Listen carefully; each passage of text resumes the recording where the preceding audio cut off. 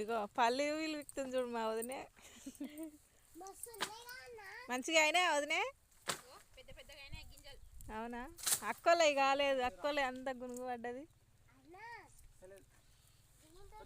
ఈ పెద్ద అక్కోలే అయితే బాగా అయినాయి. ఇక మా కోడలు అయితే పల్లి వీక్తుంది. మళ్ళీ వీక్తుంది. వావ్